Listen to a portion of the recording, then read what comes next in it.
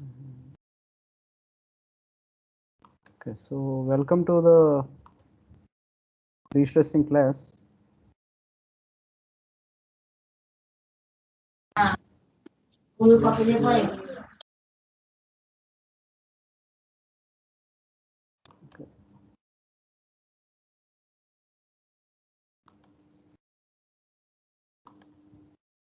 You are able to see the full slide, right? Yes, sir. Okay, fine.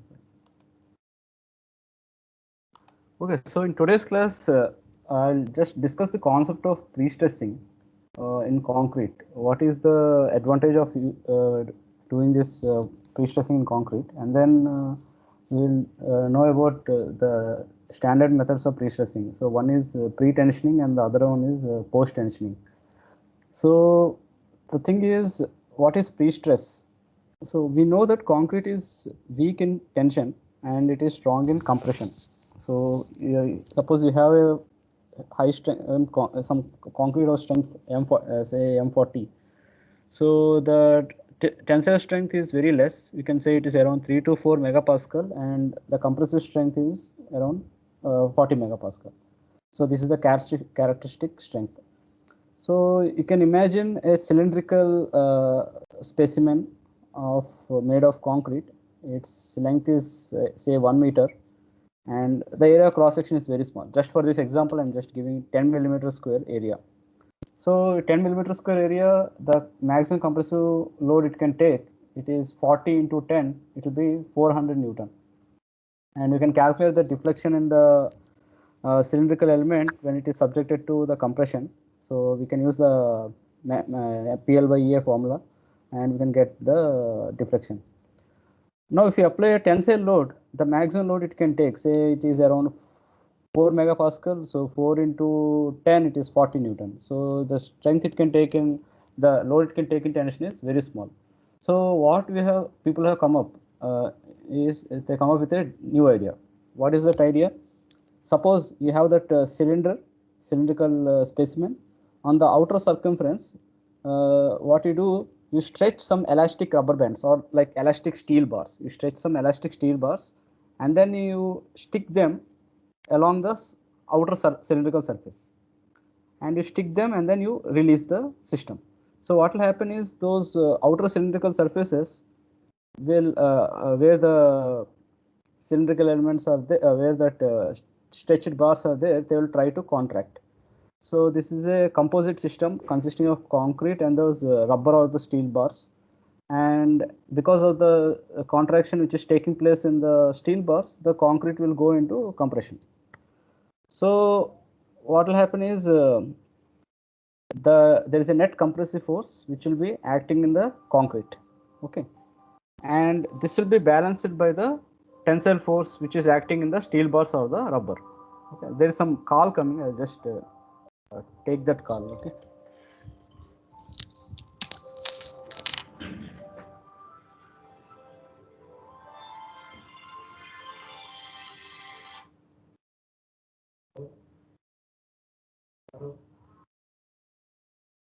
Sir, wrong number, sir.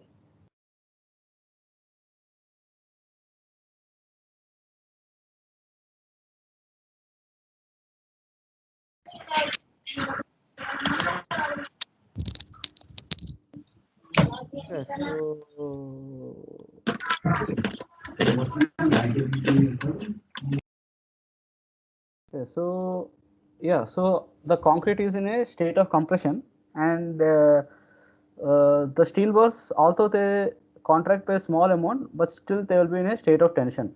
So the concrete which force in the concrete is balanced by the force in the steel bars.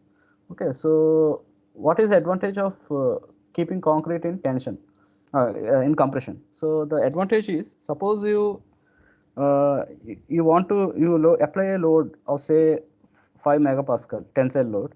So this load it will become 5 into 10, which is 50 Newton. Okay, so this load will start acting on the compressed concrete. So from I mean, let's say the state of compression is say 5 megapascal.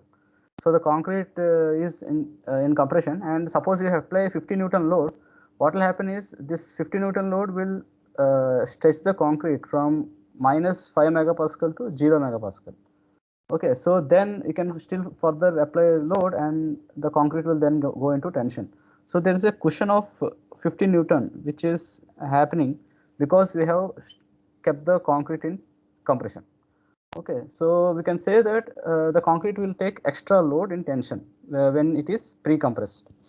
So this is a simple, this is a concept basing on which the pre-stressing concrete has been developed. Okay, so we'll discuss it in more detail through this picture.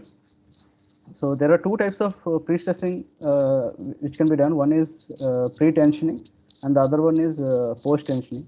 So in pre-tensioning, what we'll do is we have that steel bar which has length L, and then we stretch the bar by using hydraulic jack, and that load we apply is say P naught. So under the action of this load, the steel bar will stretch by certain amount, and then what we do, we pour the concrete over this steel bar.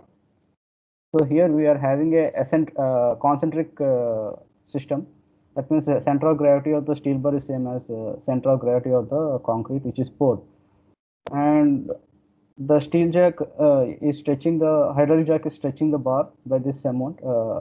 So as the concrete starts setting, it starts to gain strength, and when it reaches after 28 days, it will reach its maximum strength.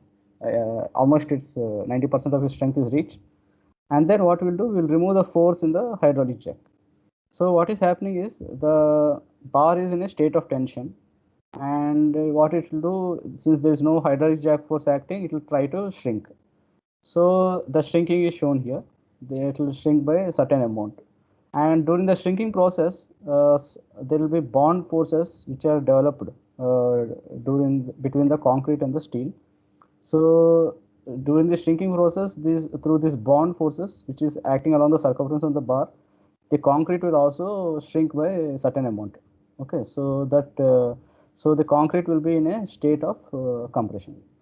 So from this position, it has moved to this position. So it is in a state of compression. Although the bar has shrink, but its length is greater than the original length. So it is still in a state of tension. Okay. So this is the way we do pre-tensioning in the concrete.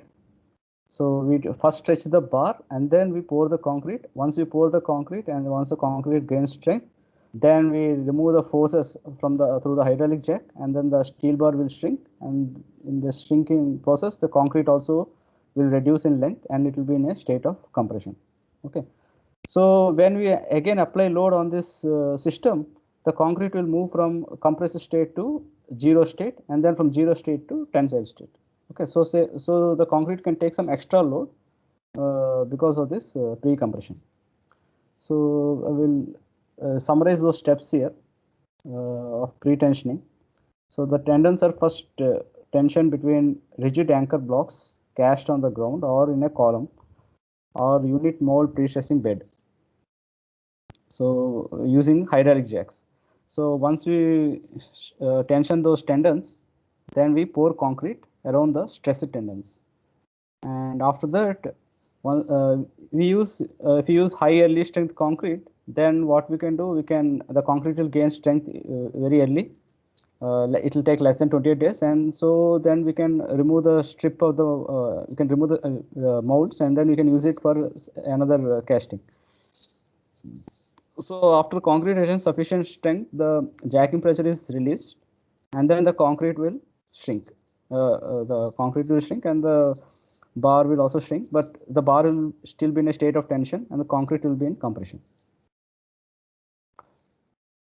So the high tensile wires tend to shorten, but are checked by the bond between concrete and steel. In this way, pre-stress is transferred to the concrete by this bond, mostly near the ends of the beam, and no special anchorages are required in pre-tension members. Okay, so let me just tell some terminology of pre-stressing steel. One thing is it's a wire. It is a single unit of steel, and the another terminology is strand. So strand can be made of 2 wires, 3 wires, or 7 wires. So 2 wires, what we do, you take those 2 wires and then you give a twist to the wires, torsional twist. So the 2 wires will intertwine around each other. Like that, similarly, 3 wires, what you do, you take those 3 wires and the center of those 3 wires will form a triangle, and then you take those wires and then you twist those torsional twist and you'll get those strands. Similarly, for 7 wires, uh, at the center there will be 1 wire, and on the circumference there will be 6 wires, which will form, the centers will form a hexagon, and with the interior wire, and then you can do a twisting, and it will become a helical kind of thing, and you'll get one strand. So group of these strands, like 2 wire strands or 3 wire strands or 7 wire strands, or a group of wires itself are they're wound together and they'll form a tendon. Okay, so and a group of tendons will together form a cable. And what is a bar? A bar is made of a single steel. It is made up of one. Its diameter is a little higher than the wire. Okay, so it's made of a single steel bar with this diameter very high compared to the wire. So these are some terminologies which we use interchangeably during the course. Okay, wire, strand, tendon, cable, and bars. So previously we had discussed about the pre-stressing process, which was done for a single beam. So we have a tendon and then we pour the concrete for a single beam. In industry, what they have done is they have come up with ways to do cast, uh, produce multiple pre-tension elements through this process. It's called the Hoyer's long line system of pre-tensioning. So what they have done is they have fixed two rigid blocks, uh, and then which are separated by certain long distance. Here saying 100 meters, more than 100 meters. So it's a very lengthy. It's very long. And then what we do, we stretch the tendons through these hydraulic jacks between these two rigid anchor blocks. And once these tendons are stretched, then we apply the when we pour the concrete, multiple concrete elements along the tendon, and after the concrete gains strength, then we remove the hydraulic forces and cut the tendons at these locations, at this location, at this location. We cut it, and we will get multiple pre-tensioned elements, and then we can use those pre-tensioned elements in the structural in the building. Okay, so this is one way to produce the pre-tension elements. Yeah. So on the to increase the bond between the tendon and the concrete, they have come up with different methodologies. One of the methodologies is micro indentation on the wires. So if you create small roughness indentation, there will be roughness which is appearing on the wire, and because of this roughness, there will be better bond between the concrete and the wire. Okay, so this is one way to do it, and another way, I think it is done by helical crimping. So you take the wire and then you twist those wires. They'll form a helical structure, like some DNA kind of structure they'll form, and as a result, the roughness will be increased. And because of the increased roughness, there will be better bond between the better interlock between the aggregate and the steel bars. Okay. And what is about this was about pre-tensioning elements. So what you have done is you have tensioned the tendon first, and then you have poured the concrete, and you got the pre-stressing in the concrete. There is another way to do the pre-stressing. That way it is called post-tensioning. So what do you do in post-tensioning? You have first you'll cast the concrete units by incorporating ducts or grooves. Okay, ducts means some holes which are inbuilt in the like a pipe, which is inbuilt in the concrete, and in those ducts you put those tendons. Okay, so once you put the tendons, then you start applying the stretch in the tendon through the hydraulic jack. So when you start applying the stretch, the force will be transmitted from the end. So and you put some anchorage blocks at the end of the element, and through these anchor blocks the force will be coming onto the concrete element. Okay, and that will compress the concrete. There will be tension in the wire, but there will be compression in the concrete. So all the forces will be coming from the end blocks. Okay, from the end edge of the left edge and the right edge. So there the forces will develop, which will compress the concrete. And once you sufficient compression or sufficient tension is reached in the concrete and the steel bar, then you do you you make sure that the anchorage is you provide some anchorages which will retain those forces. Okay, so you anchor them by certain mechanisms like wedge, or you can use a nut bolt system, or there are some other mechanisms are there which I will show here. Okay, so you can do this by end anchorages, and also if you provide a cable which is, instead of being straight, it is a little curved, then there will be radial pressure between the cable and the duct, and that also will help in taking the transmitting the force to concrete.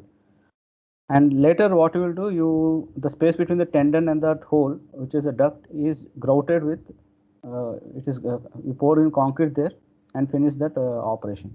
So this is post tensioning. So in post tensioning, what is happening, you have those concrete blocks and you have some holes or pipe kind of holes in the concrete blocks.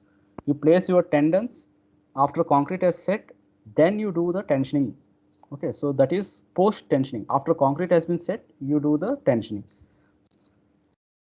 So, and then after you do the tensioning, and then you provide the anchorage systems which will transfer the which will keep the force constant. Okay, so there are different anchoraging which can be done. There are this Freycinet, Clifford Woodall, Magnell Blatton. Okay, so in Freycinet anchorage system, so here this is a concrete block which has been cast, a concrete beam, or like it has been cast, and this is a duct hole. And here you have those tendons housed in the duct hole, and this is the hydraulic jack which is used to apply that tensile load on the tendon.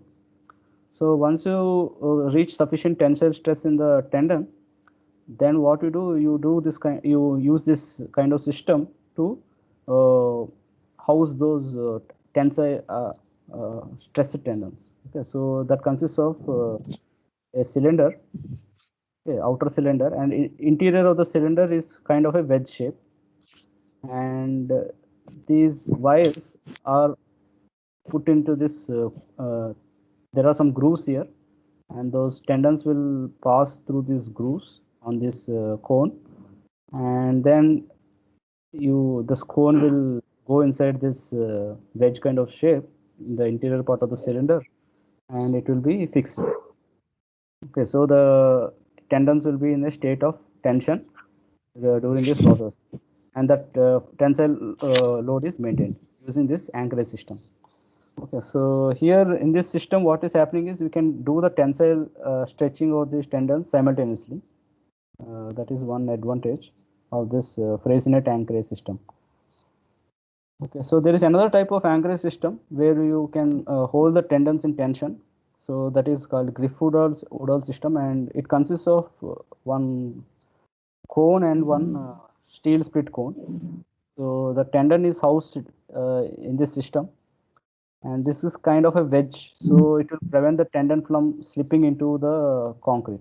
Okay, so there will be some frictional force which are developed between the wedge and this tendon, and that frictional force will be equal to the tensile stress in the sum of all the forces which are developed along the wedge will be equal to the tensile force in the tendon. Okay, so this is another way of using the anchoraging. Okay. And third way is this Lee-Mecal system. So in the Lee-Mecal system, we have the tendons and we have the nut bolt system. So the tensile force in the tensile force in the tendon.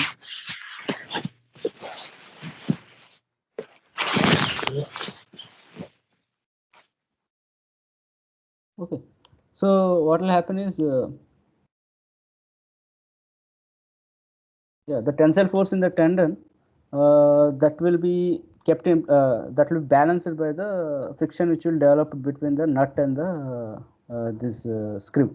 Okay, so that is how it balancing force balance happens, and the main thing is that whatever force in the tendon is transferred to the end plate, and from the end plate it transfers to the concrete. So the compressive force will act in the concrete through this end plate.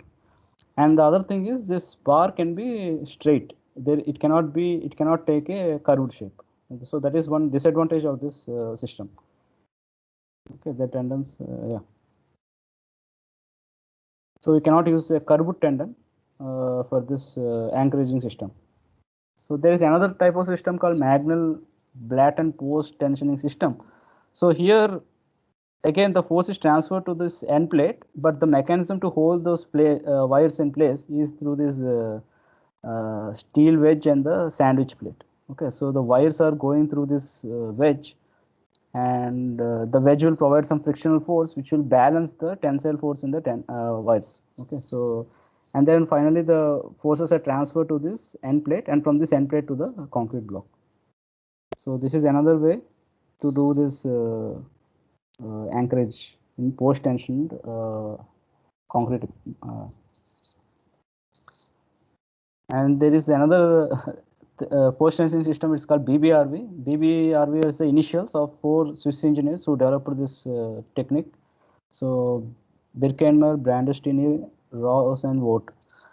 Okay, so they have used a certain anchorage system here.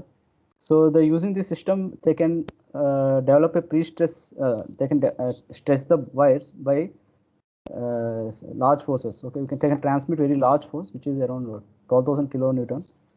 And here, yeah, it consists of several parallel lines of high tensile wires, and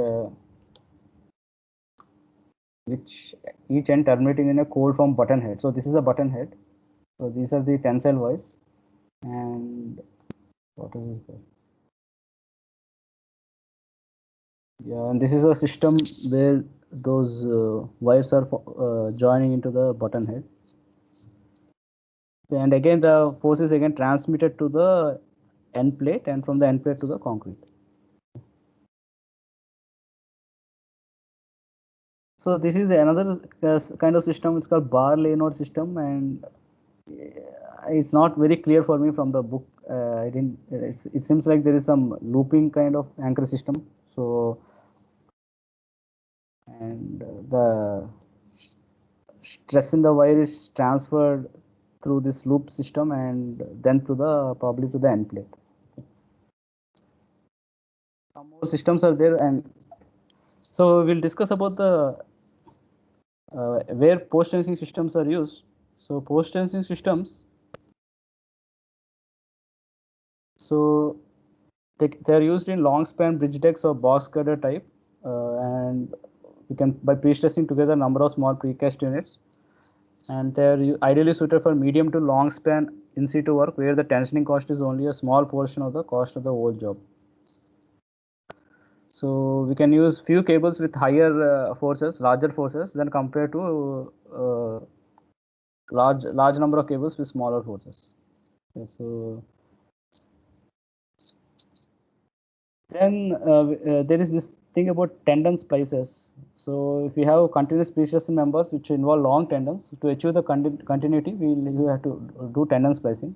So there are 4 types of tendon splices. One is the screw connector, the other one is torpedo splice, the third one is clamp splice, and the fourth one is the wrapped splice. So in the screw connector, we have these screw threaded wires, screw threaded bars, and there's a coupler which will join these 2 bars which are in a high state of tension. So the force is transferred from this bar to the coupler and then to this tensile bar. Okay, so the main thing is that the bar should be threaded at these threaded at the ends. Okay, and the friction which is developed in the bar, which is developed along the threads, will balance the tensile force. So it is not recommended for heat treated pre-stressing steel which are susceptible to stress corrosion. And you house this entire thing in a metal sheet of enlarged diameter. as a protection. And third one is second one is a torpedo splice. So here we have wedge-shaped system, and here also we have wedge-shaped system in which the high tension wires are present, and the tensile force is balanced by the friction which is developed along the wedge. Okay, and then from this the spring will transfer the tensile force, and from then again the wedge is there which will transfer the tensile force through the friction. Okay. So whatever force is coming there is balanced by the friction which is acting along the wedge, and here we have a tensile force which is acting on the spring. So in torpedo splice there is no reduction in strength, no reduction in the strength, means from if whatever stress is coming here, the same stress is transferred to the other part of the wire. Then there is this and this torpedo splice is used in circular pre-stressing tanks. And we have the clamp splice. Here we are applying what is this clamp splice? So we have this nut bolt system, and that nut bolt will compress those wires, tendons between them. And using this torpedo splice, there is a loss, okay, 50% less than the tensile strength of the splice is considerably low, and so we use it where tensile pressure is low, especially when pre-stressing force has been sufficiently reduced by curvature of tendon due to friction. I don't think we'll study all this, but I'm means in detail. So I'm just giving some brief overview of this. Means we don't do design of these things. So, and the third one is fourth one is the wrapped splice. So we are having one tendon and there is another tendon. We are binding it by these wires, and the wrapping wires are of 1 millimeter diameter. Yeah, and then this whatever tension is coming there is passed on to the next tension bar. So this brings the, I think, today's class to conclusion. I think don't have much to say. Yeah, there are two more topics. There is another way of doing the pre-stressing. One is called thermoelectric pre-stressing. So what is thermoelectric pre-stressing? Usually we have a bar at temperature T, and then we pass electric current through this bar. So when we pass the electricity, because of the resistance in the bar, there will be some heat produced, and as a result of the heat, there will be expansion which is happening in the bar. So the bar will stretch by a certain length. And then once the bar has stretched by a certain length, we anchorage the bar.